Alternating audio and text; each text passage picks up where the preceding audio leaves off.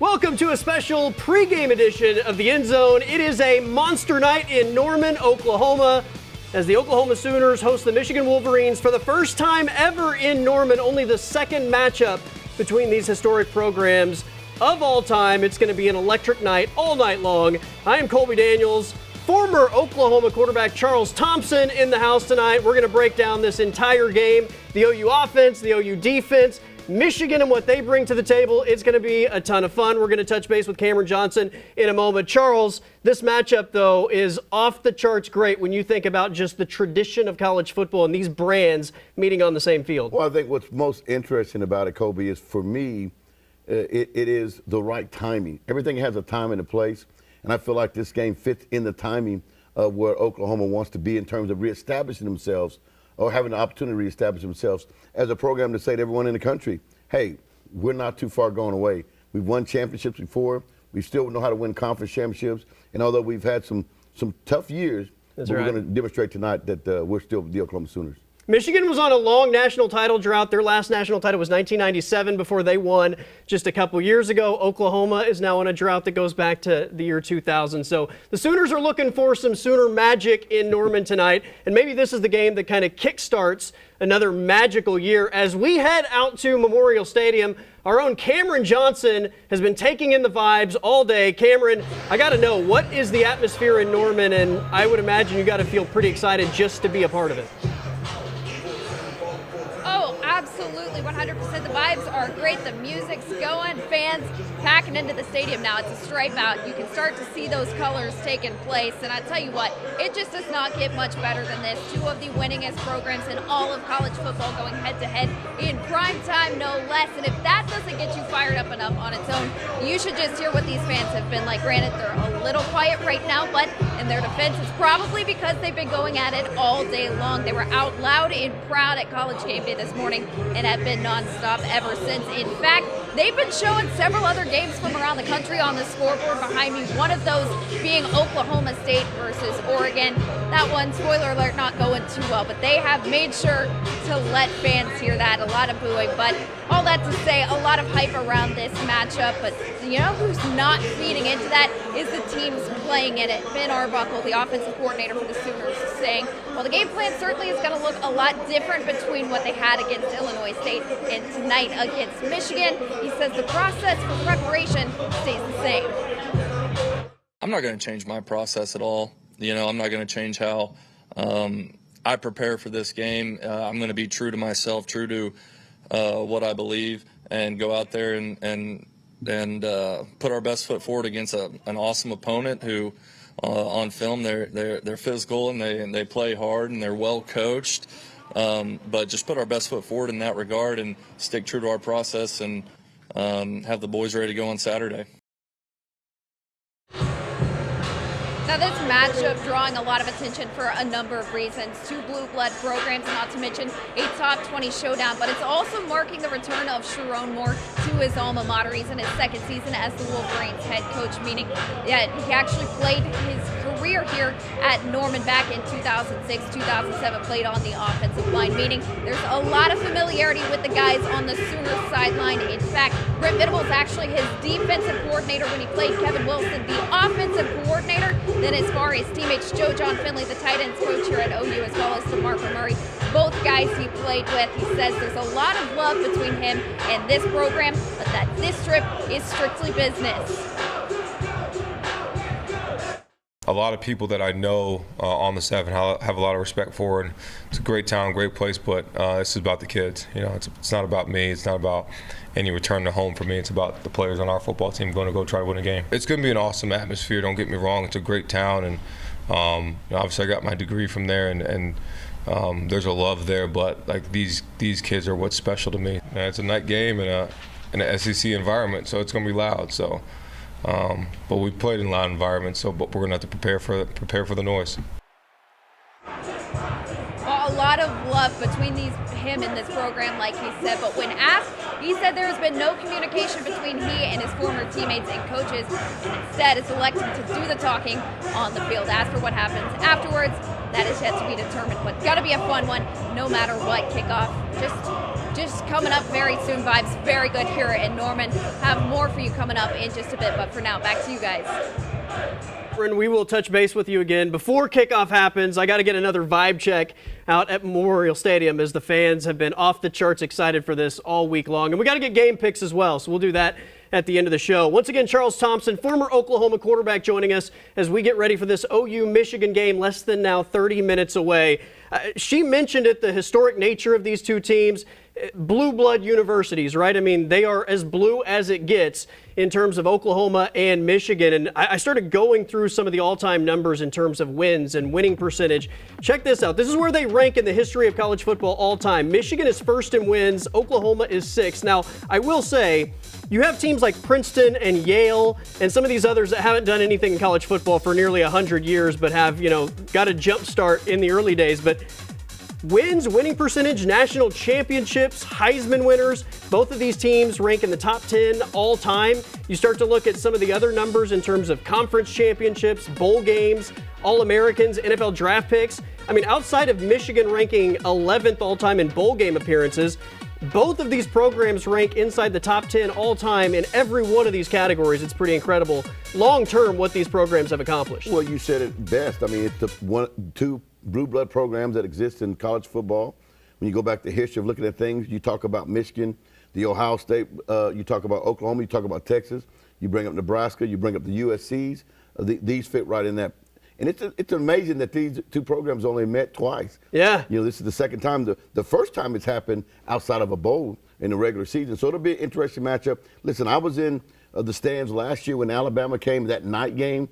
I know that atmosphere was pretty fine. Special pretty atmosphere, electric. yeah. There in Norman. I think tonight will be the same. Yeah, and I think because of what's on the line in terms of this season and projecting forward, the Alabama game was special because it kind of salvaged what was a season that was kind of in a nosedive. This is a season that still has a lot of hope in terms of what the Sooners can accomplish, and a win tonight, I think, just puts them on a pretty crazy trajectory for what could happen down the stretch. Now, these are both programs that struggled last year. Obviously, Jim Harbaugh moved on after the national championship. Sharon Moore takes over. Michigan had their struggles. We know what happened with Brent Venables and Oklahoma, but they hit the reset button offensively in the offseason. They bring in John Mateer, who threw for a Sooners debut record, breaking Baker Mayfield's record, 392 yards last week. He had 3 passing touchdowns, had another on the ground, one of the top dual-threat quarterbacks in the country. This is a guy that is going to jumpstart the Oklahoma offense from what we saw a year ago. Well, I think the biggest key when you talk about a team from year to year, it's about relying on the shoulders and the smarts and the decision-making of the quarterback. Listen, I played the position. I know it very well. My sons have played the position. I think Mateer, to me, brings an element that I think people are underestimating. I think they got the Sooners kind of, to me, a little bit unranked, or should I say not unranked, but maybe they're underrating them in terms of that because of what they did last year. But I think defensively they're going to be a better football team, and I think offensively they're going to be the same as well. And I think that all goes back to John Mateer and Arbuckle and what they bring to the offense. His experience, I thought, made him a lot more decisive in the passing game than the guys last year, and that's not to say that those guys were bad. They just didn't have any experience, right? This is a guy that's played college football, so he feels more comfortable out there. Well, not only he's played college football, but he's been in one system. That's right. He's had one coach, and that coach was at Washington State, recruited him out of high school, and now that coach, and here is in Norman, Oklahoma. Which takes me to my next point. Because of that, his comfort level with the offense, he brings a certain swag that I think has sort of had an infectious type of feel to the entire offense. The biggest key in the quarterback position is first year. Obviously, you're playing on most talent. When you get in your second year, you start playing on your experience, your knowledge, your comfortability in terms of the schematics and the schemes, and you understand your offensive coordinator, what he wants to do and why he's trying to do it. Yeah. And I think certainly John Mateer and Arbuckle's relationship and their continuity is certainly going to, I think, be on demonstration tonight. He's going to lead the way. He's going to need the help of the run game, though, which was not very good in the opener. Now, we're expecting that we're going to see as many as from 2 to 4 different starting offensive linemen tonight. I'm really curious to see what that group ultimately looks like and what the rotation becomes tonight, but it might be a completely different look than 1 week ago, not to mention the prized portal edition of Jade Knott, who essentially had 1 carry last week. He is as healthy as can be expected, and Brent Venables talked about reinserting him back into the offense. He's one of the more explosive players in college football. I know he's banged up last year. He was banged up in camp, and but looks to be close to 100%. He's a real weapon, and I think he'll play a real factor in our season moving forward. So I'm excited about that, to have another weapon like that on our offense, and we're going to need him. He is obviously extremely explosive, but he has to have run lanes, right? I mean, it doesn't matter how explosive you are if there's nowhere to go. You can't really capitalize on that ability, and that goes back to the offensive line. And I don't know if it's going to look drastically different in terms of production tonight, because while you might be getting some new bodies that are better, you're also going to be facing a much better defensive front. Well, yeah, so the test to me is about that. Listen, I've had up-close experience with Michigan, the Big Ten. My oldest son, Kendall, was at Utah. One of his first starts was in the Big House in Michigan, so I was there live and saw that personally. And then obviously last year, a couple years ago, with my son Casey being in Nebraska and seeing Michigan up close there. Listen, they are a true essence of a big team program. They're rough, tough, big, rigid up front. They're relying on their running game, and so their defense and offense will be predicated on how they stop the run and how they're able to run. If they can do those things tonight, then certainly the Sooners will have their hands full. But on the flip side, Kobe, I don't know that I necessarily think the running game for Oklahoma has to be stellar. I think John Mateer and Arbuckle know how to manipulate things strategically in relations to the back end. And I think Oklahoma will be a lot more explosive because John Mateer knows what he's looking for, knows exactly where the receiver's supposed to be. And I think that knowledge of what he has, along with being comfortable with Arbuckle, it should show up and be a positive advantage to the Sooners tonight. My only worry would be if you don't at least present the threat of a run game. That Michigan front seven is so good that if they're able to just pin their ears back knowing that you can't run the football and it's all pass, that those inexperienced offensive linemen may allow Michigan to get into the backfield and disrupt things. But I think your point is absolutely valid. He knows what he's doing. Ben Arbuckle is going to be creative with the play calling, and their ability to stretch the field vertically, I think, with John Mateer is going to be extremely valuable. Now, in terms of the other side of this matchup, the Oklahoma defense, I mean, they were phenomenal last year, and I thought really at times were put in bad positions by either turnovers, deep in their own side of the field, by maybe just the amount of time they were on the football field. This is a group that I think has star caliber players at all three levels. Brent Venables is now calling the plays defensively and has taken complete ownership of the defense. I think that group is one of the best in college football. Well, it's funny you say that. I just had a conversation. Both of my sons, Kendall and Casey, were talking about that. When you're specialized in something that you're specialized in, nobody does it better than you. And I think when you hear that Brent Venables is taking back over defense, it makes a lot of sense. Listen, they are one of the most thorough prepared units that I've seen. Brent Venables gets his defense prepared like offensive coordinators get their offensive prepared. They know the elements of every aspect of the opponents coming in with strengths and weaknesses. They know particular people. The left tackle, maybe he slides a little bit this way, that way.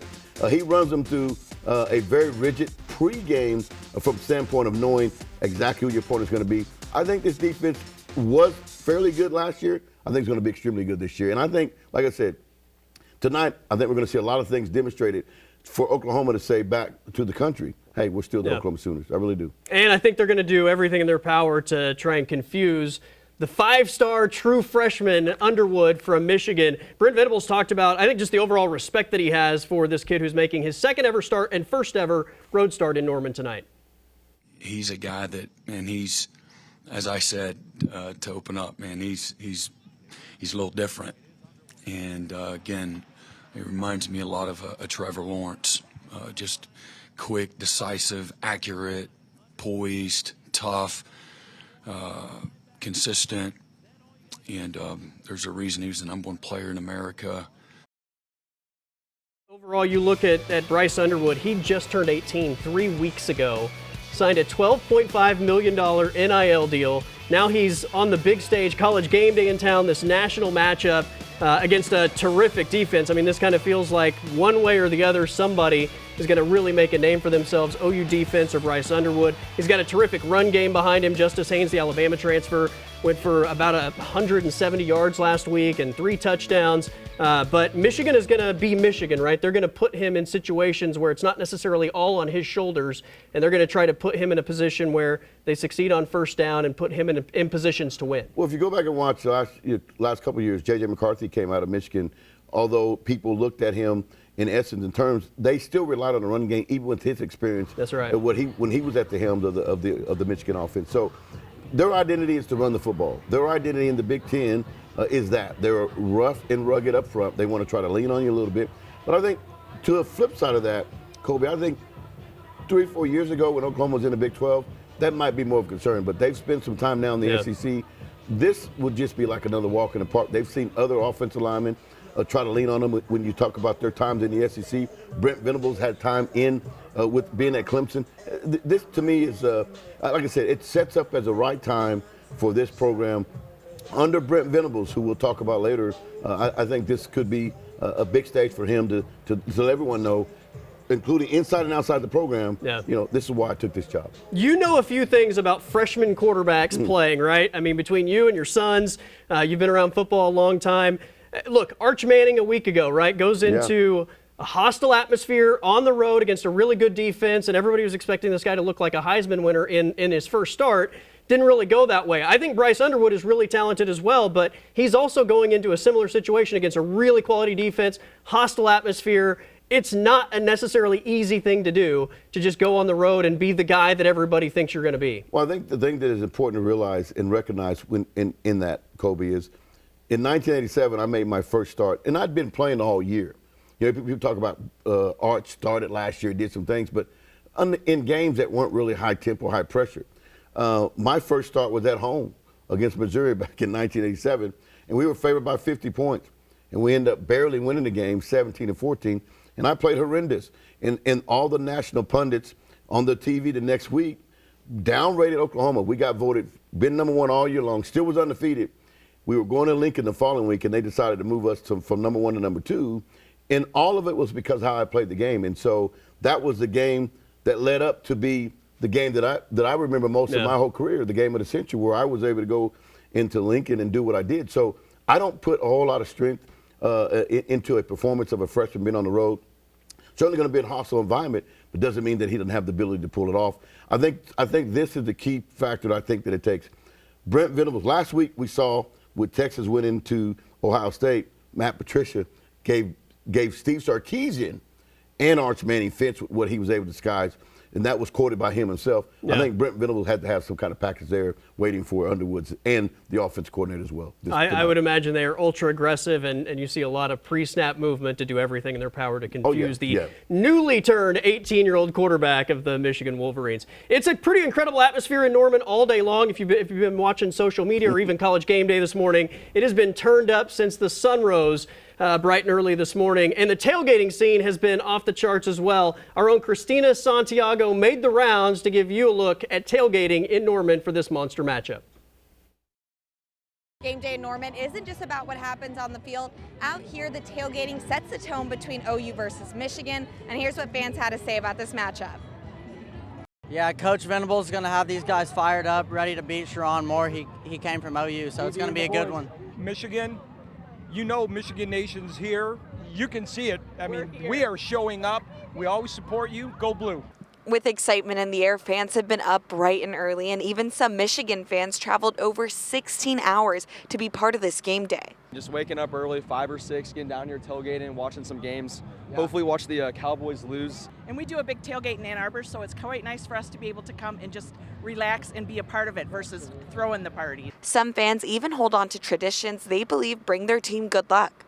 I wear my underwear inside out every OU game. Is that like a good luck charm thing? Yes, every single time I've done it, we've won. And sometimes I forgot. Those times are the times we've lost. With the tailgate in full swing, OU fans have made their presence known. And one fan who has been cheering on the Sooners for over 40 years shared this message for the team. Man, we're pulling for you guys, whether you win or whether you lose, because we know that you're learning things here at OU that'll last you not only for this ball game, but for a lifetime. Boomer, Sooner.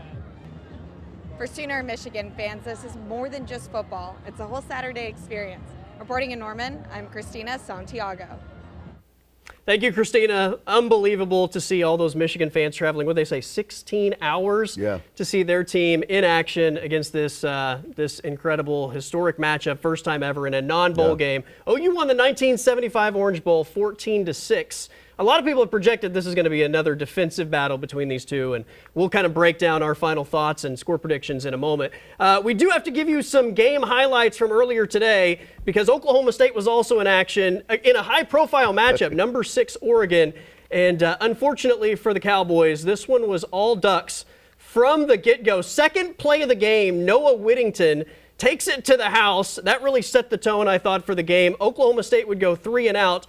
On the very next play, Oregon hits freshman Decorian Moore Oregon hits Decorian Moore for a long touchdown. It's immediately a 2-touchdown favorite for Oregon, and ultimately they just completely run away. OSU really had very little positive things happening in this game, and I think Mike Gundy is going to feel a little heat after this one. 69-3 is the final. Well, obviously it's certainly frustrating when you talk about it. I asked the question of people, obviously the Oklahoma State Cowboy fans, when does the pressure really begin to get heated up under Gundy's seat? And of course, I don't follow OSU as much, but they say it's already heated. Yeah. There's been a lot of grumbling about this team last year. I think that, like you said, they went winless in the conference. I don't know how much further they can do that. And sometimes, they're just – listen, I played against Mike Gundy in high school. Never beat him, by the way. I beat him, went undefeated versus him in Oklahoma. But in high school, he was at Midwest City. Back then, Midwest City was a powerhouse, and we never beat him. And so I like Mike, although it's going to be they got to sit down and reevaluate it. And sometimes you kind of know maybe it was time to move on and do something different. I don't know if this is the time for him, but certainly I can tell you there are a lot of conversations being taken place now. Yeah. After a performance like this. 69-3 is just it's just a humbling and really totally embarrassing experience for the Oklahoma State Cowboys. There was a lot of talk this week that Oregon being favored by 4 touchdowns was completely disrespectful to Oklahoma State, and really it was disrespectful because it wasn't enough, right? Yeah, that was a complete domination. And Oklahoma State has next week off and a little extra time to regroup. They absolutely need it after what happened in Eugene. All right, let's head back to Norman as once again Cameron Johnson rejoins us. All right, Cameron, I told you I was going to need another vibe check. We are about less than 10 minutes away now from kickoff. What is your overall experience right now of what the OU fan base is like and just the excitement as we get closer and closer to kickoff? Well, you talk about excitement, listen to this. I told you the vibes were good earlier. They're great now. The team doing their walk into the end zone right now. There you have it. It is so close to kickoff here. The official time inside 30 minutes away now. But Michigan getting ready to walk off the field here. I'll let the fans speak for it. Here come the boos. Yeah, it's fun. This is an electric atmosphere, and Christina mentioned that the Michigan fans have traveled all this way. It is easy to spot them. That maze stands out in this sea of crimson and cream. It is just, you can tell this has the makings of a very high-profile electric matchup in this place. I was here for the Ohio State matchup way back in 2016, I think it was. This feels very similar to that. So I'm expecting a really fun battle tonight. I think I heard you guys talking about the defense. This absolutely, in my mind, is a defensive battle. And both sides, they're going to make themselves heard tonight. Just so close to kickoff. It's going to be a great game here tonight. It's just can't wait. Our game picks, Cameron. You have any keys to the game? Anything that you think Oklahoma has to do if they're ultimately going to be successful? Yeah, I think Sharon Moore, Michigan's head coach, was very forthright in saying they're going to come after John Mateer. He's the key to the offense. So the offensive line is going to have to step up, protect him well. Yes, it would be fantastic to get that run game going, just knowing that they're going to try and take John Mateer out early. Same deal defensively, Bryce Underwood. He's being tested on the road for the first time, kind of like Arch Manning. I think I heard you guys mentioning that as well. So this is going to come down to the defenses 100%. OU needs to come out flying, set the tone early, and I think that is what it'll take for the Sooners to come away with a statement win here tonight. But of course, we'll find out very soon. All right, let's call our shot, right? It's time for game picks, score predictions. Cameron, we'll start with you. What do you got? Well, like I said, defense the name of the game in this one. I don't think there will be a ton of scoring. I think field goals will make a difference in this one as well. I've got OU winning this one 24-17. Cameron, we appreciate it. Have a great time. Enjoy the atmosphere, and we'll talk to you after the game for postgame. Charles, what do you think? I think this is a game that's going to be. I think Oklahoma offense is going to announce to the big football world, hey, John Mateer and Arbuckle is the reason why we got him here, and this is why we're going to show you tonight. I think Brent Venables. I think the defense will give up some things here and there. I think Oklahoma can come out and win this game 35-24 is what I got. I think this is one of those games early on where kind of like two boxers in a high-profile matchup. They're just kind of taking it easy, feeling each other out, trying to get a read, to get a couple jabs every once in a while, trying to get the timing. Not a lot of big offense in my mind early in this game. I think it's a defensive battle. Ultimately, I think you do get some big plays. I think Oklahoma is able to separate late. I do think this is a physical game. I think this is a hard-fought game back and forth, but I think in the second half, Oklahoma hits some big plays with Ben Arbuckle and John Mateer's offense, maybe get a little separation. The defense is able to pin their ears back and get after that freshman quarterback. And to me, that is the difference in the game. I think Oklahoma controls first down defensively and puts Bryce Underwood in some uncomfortable positions. And ultimately, again, I think it's a second-half Sooner win. Well, I think it's certainly this. It's a stage for somebody to announce that they're here, that they're there. Could it be Underwood being a freshman statement, or could it be John Mateer? And I think, to me, Mateer is the one position at home, experience with his offense, not in a hostile environment like Underwood is. I'm leaning towards Mateer, and I think that's what's going to happen tonight. When you think about this season and what's coming up, a win tonight or a loss tonight, I mean, obviously is going to give Sooner fans two completely different feelings, but you go to Temple next week, you have Auburn and the return of Jackson Arnold in a couple weeks, Kent State, and then Texas, and then it's an SEC gauntlet on the back half of the schedule. Tonight is really going to set the tone for what this 2025 season is and how fans are going to feel, I think, going into Auburn and Texas and the rest of that SEC schedule. If you don't win this one, I don't know that there's going to be a ton of confidence the rest of the way. If you do win this one, you start to ask that question, what if? What if you get Texas in a rivalry game? What if you're able to take care of, the teams like Ole Miss and Missouri and LSU that come into your house? What does that look like at the end of the year? I think no matter the outcome, there's going to be a lot of hot takes, good and bad, about this Sooner team following tonight. Listen, at the end of the day, for me, you got to find a way to win this game. This sets the tempo, sends a message out to the country. Hey, Boomer Sooner, Oklahoma's back. I think tonight that's what they say. They're the veteran team. They have the veteran quarterback. It's in their house. If you don't win this one, are you ever going to win the big matchups, right? I mean, I think that's a fair question in the Brent Venables era, so a monster game for Brent Venables. All right, that is it for us. We're going to let you get to kick off. It's a big matchup. We will have post-game coverage breaking down everything through all four quarters. Thanks to Charles Thompson. I am Colby Daniels. We'll see you after the game. Oklahoma, Michigan from Norman tonight.